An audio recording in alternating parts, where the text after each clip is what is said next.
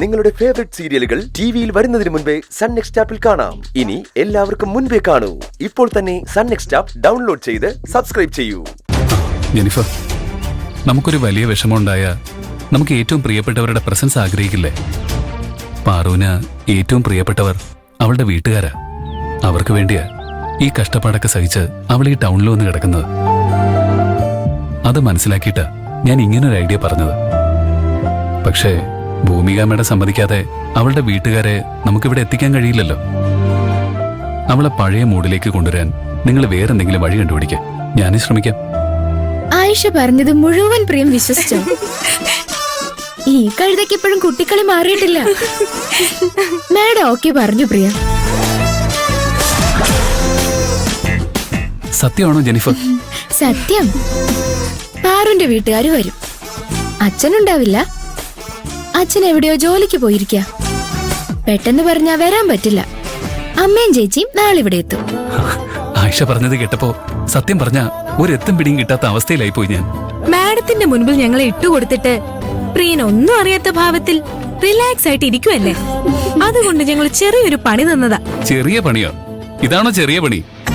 ഞാനൊരു നിമിഷം മൊത്തത്തിൽ അങ്ങ് ബ്ലാങ്ക് ആയി പോയി. പറഞ്ഞിട്ട് കാര്യമില്ല പ്രിയ, ഈ പെണ്ണിന് ബുദ്ധി കുറച്ച് കുറവാ. ആയിഷ പറഞ്ഞ ഒരു കാര്യം സത്യപ്രിയ, മാഡം നല്ല ചൂടിലായിരുന്നു.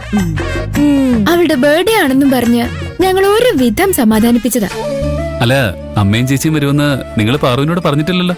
ഇല്ല. പറയണ്ട, ബാക്കിയെല്ലാം ഞാൻ പ്ലാൻ ചെയ്തോളാം. എന്നാ ശരി, നാളെ കാണാം. ഓക്കെ പ്രിയൻ.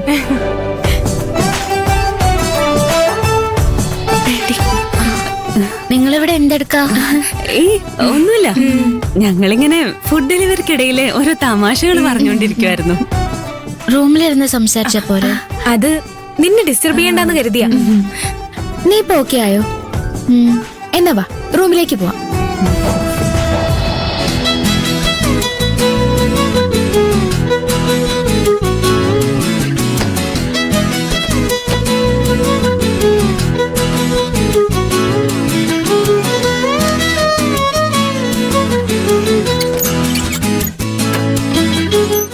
കാച്ചി എണ്ണ എടുത്തു വെച്ചോ നീ?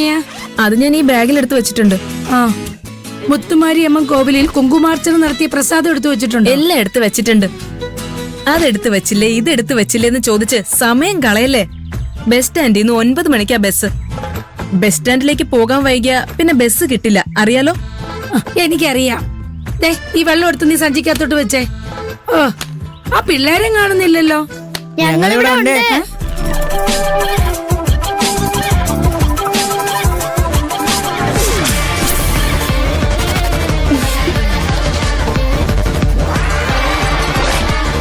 ഇതെന്ത് കോലോ? പാന്റ്, കണ്ണട. ടൗണിൽ പോകുമ്പോ ഇങ്ങനെ വേണം പോവാൻ. അവിടെ എല്ലാരും ഇങ്ങനെയാ. സംശയം ഉണ്ടെങ്കിൽ പാറുവിനെ വിളിച്ചു ചോദിക്ക്. എന്തിനാ അവളെ വിളിക്കുന്നത്? നിങ്ങൾക്ക് ഇഷ്ടമുള്ള എന്താന്ന് വെച്ചാ നിങ്ങളിട്. പാറുവിന്റെ അമ്മയെ ലക്ഷ്മി ചേച്ചി ഒന്നും കൊണ്ടും പേടിക്കണ്ട. ഒരു കുഴപ്പം വരാതെ നിങ്ങളെ ഞങ്ങൾ ടൗണിൽ എത്തിച്ചിരിക്കും. Follow me. നീയും ചെല്ല്, ഞാനൊന്ന് പൂട്ടിയിട്ട് വരാം.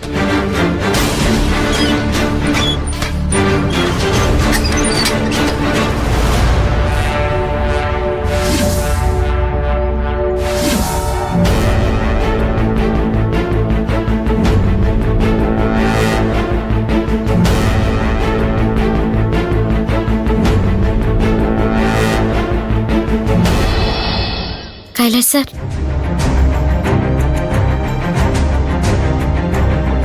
കോഫി.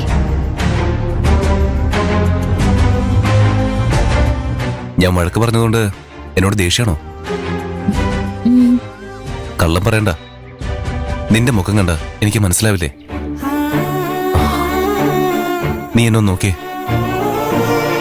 എന്റെ മുഖത്തേക്കൊന്ന് നോക്ക് പാർവതി, പ്ലീസ്. ഒരു കോഫി വേണമെന്ന് ഞാൻ നിന്നെ വിളിച്ച് പറഞ്ഞത് എനിക്ക് കോഫി ഇട്ട് തരാൻ വേറെ ആളില്ലാത്തോണ്ടല്ല. ഞാൻ ആവശ്യപ്പെട്ട 5 മിനിറ്റ് കൊണ്ട് 1000 കോഫി എന്റെ ടേബിളിലെത്തും. പക്ഷേ നിന്നോട് തന്നെ ഒരു കോഫി ഇട്ടുകൊണ്ട് വരാൻ പറഞ്ഞതിന് ഒരു കാര്യമുണ്ട്.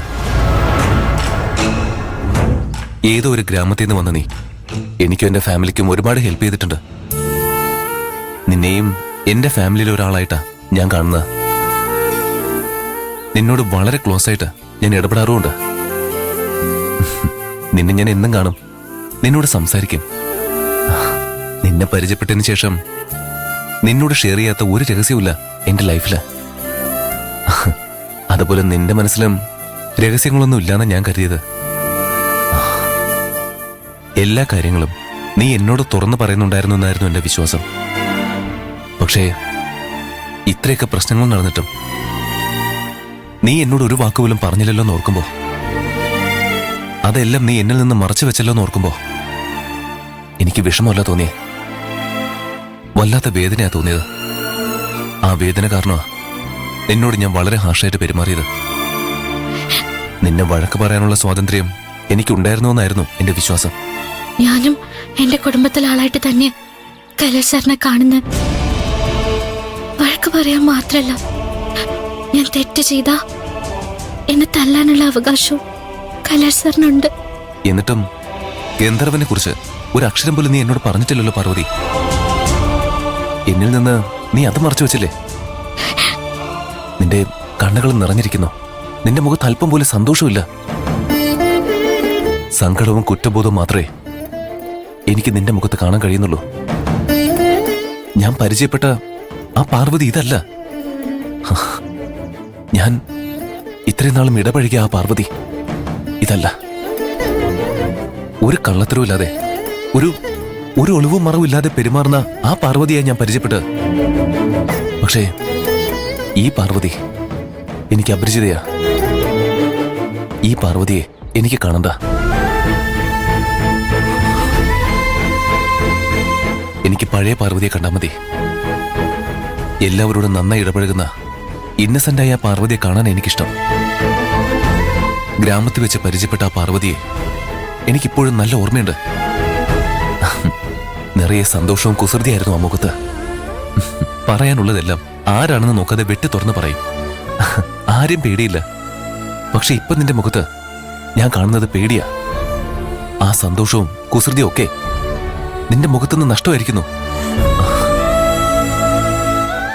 ഈ പാർവതിയെ വേണ്ട എനിക്ക് ആ പാർവതിയെ മതി. എനിക്ക് ആ പാർവതിയെ വീണ്ടെടുക്കണം. അതിന് ഞാൻ എന്താ ചെയ്യേണ്ടത്? പാർവതിക്ക് മാത്രമേ ഈ ചോദ്യത്തിന് മറുപടി പറയാൻ കഴിയൂ. പറയ് പാർവതി, പഴയ പാർവതിയെ വീണ്ടെടുക്കാൻ ഞാൻ എന്താ ചെയ്യേണ്ടത്? ഒരാളെ സ്നേഹിക്കുമ്പോൾ കൊടുക്കുന്ന സ്നേഹം അതിന്റെ ഇരട്ടിയായി, അല്ലെങ്കിൽ അതേ അളവിലെങ്കിലും തിരിച്ചു തരുന്ന ഒരാളെ വേണം സ്നേഹിക്കാൻ. പക്ഷേ നിന്റെ സെലക്ഷൻ തെറ്റിപ്പോയി. നിന്റെ ചിരി, നിന്റെ സന്തോഷം, നിന്റെ ഇന്നസെന്റ്, അതിനെയൊക്കെ കൊന്നു കളഞ്ഞ ഒരു ഫ്രോഡിനായിപ്പോയി നീ സ്നേഹിക്കാൻ തിരഞ്ഞെടുത്ത. നിന്റെ ജീവിതം തകർത്തെറിയാൻ വന്ന രാക്ഷസനവൻ. നിന്നെ തകർത്ത ആ ഗന്ധർവനെ നിന്റെ മനസ്സിലിട്ട് കൊന്നു കളയണം. അങ്ങനെ ഒരാളെ നീ കണ്ടിട്ടില്ല, പരിചയപ്പെട്ടിട്ടില്ല. എന്തിന്? അങ്ങനെ ഒരാള് നിന്റെ സ്വപ്നത്തിൽ പോലും വന്നിട്ടില്ല. അങ്ങനെ വേണം നീ കണക്കാക്കാൻ. നീ തന്നെ ഒന്ന് ആലോചിച്ച് നോക്ക് പാർവതി. സ്നേഹം എന്നത് മറഞ്ഞു നിന്ന് വെച്ച് നീട്ടേണ്ട ഒന്നല്ല.